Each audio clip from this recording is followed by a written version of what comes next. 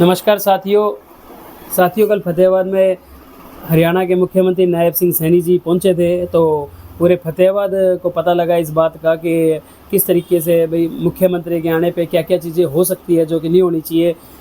इन्होंने वहाँ पे भीड़ इकट्ठा करने के लिए, क्योंकि जो भाजपा सरकार है वो फेल रही है पिछले 10 सालों में हरियाणा के अंदर, तो लोग अब रैलियों में आ नहीं रहे, इनको सुनना नहीं चाहते क्योंकि इनके पास कुछ बताने को नहीं है। तो इसलिए इन्होंने इस तरीके के प्रोपेगेंडा रचे। इन्होंने सारे स्कूलों की छुट्टियां करवाई क्योंकि इनको स्कूलों की बसें चाहिए थी। इनको बच्चों के भविष्य की तो चिंता है ही नहीं, क्योंकि शिक्षा व्यवस्था तो वैसे इन्होंने बदहाल कर रखी है। तो इन्होंने जो स्कूल मालिकों को प्रेशराइज करके बसें मंगवाई, जिस वजह से स्कूल की छुट्टियां करनी पड़ी। और फिर मनरेगा के मज़दूरों को इन्होंने मजबूर करके रैली के अंदर बुलाया, जो उनसे जो सुनने में आई है 7 बजे सुबह 7 बजे उनको इकट्ठा करके एक मनरेगा के मज़दूर को इकट्ठा करके इन लोगों ने और कैंटरों में भरकर 7 बजे वहाँ रैली स्थल पर ले जाने का काम किया। और लोग वहाँ भूखे प्यासे मरे पूरे दिन गर्मी के अंदर।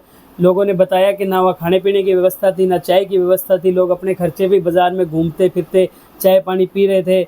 तो इस तरीके से अव्यवस्था पूरे फतेहाबाद के अंदर हुई सिर्फ एक रैली को लेकर। और क्योंकि आम जनता वहाँ नहीं पहुँची, क्योंकि उनका कोई इंटरेस्ट नहीं है भाजपा को सुनने में, क्योंकि भाजपा लगातार झूठे वादे कर रही है। गारंटी नाम को भी इन्होंने जुमला बना दिया है और इसी वजह से लोग वहाँ नहीं पहुँचे।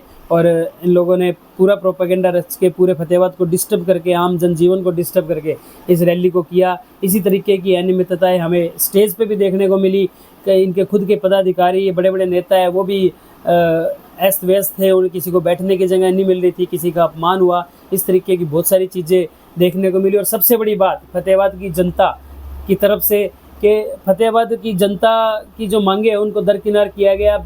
42 मांगे मांगी गई थी, उनमें से 5 मांगों का इन्होंने जिक्र किया। और खुद पिछले 5-10 सालों में कुछ कर नहीं पाए अच्छा फतेहाबाद के अंदर, तो पुरानी सरकार के कामों को ही गिना कर वो अपनी खानापूर्ति करते नजर आए। और इस बात को लेकर अब वो एक सुनने में आया किसी डीपीआरओ को सस्पेंड भी कर रहे हैं अपनी नाकामियों को छुपाने के लिए। वो और अधिकारियों को सस्पेंड करने का काम कर रहे हैं। तो ये एक सरकार जो हमने देखी पिछले 5-10 सालों में, इन लोगों ने सिवाय अपनी जेब भरने के, सिवाय अव्यवस्था के और कुछ भी ये सरकार करने में नाकाम रही। और आज फतेहाबाद की जनता है, फतेहाबाद के जो हालात है वो हम देख सकते हैं किस तरीके से नायब सिंह सैनी के आने से पहले अनाज मंडी की सड़क की, आसपास की सड़कों का है वो इन्होंने पहले भी हमने ये बात बताई थी भाई, किस तरीके से लिपापोती करके वो भी खानापूर्ति इन्होंने करी, क्योंकि विकास तो ये कर नहीं पाए। आज फतेहाबाद के अंदर जो पानी निकासी की समस्या है और इस तरीके की बहुत सारी समस्या है, अस्पताल की समस्या है, नशा मुक्ति केंद्र की समस्या है। जिस तरीके से आज ये घोषणा कर रहे हैं, 2014 में भी खट्टर सरकार ने, मुख्यमंत्री खट्टर ने नशा मुक्ति केंद्र की घोषणा फतेहाबाद के अंदर करी थी, लेकिन वो इस बात को आज तक वो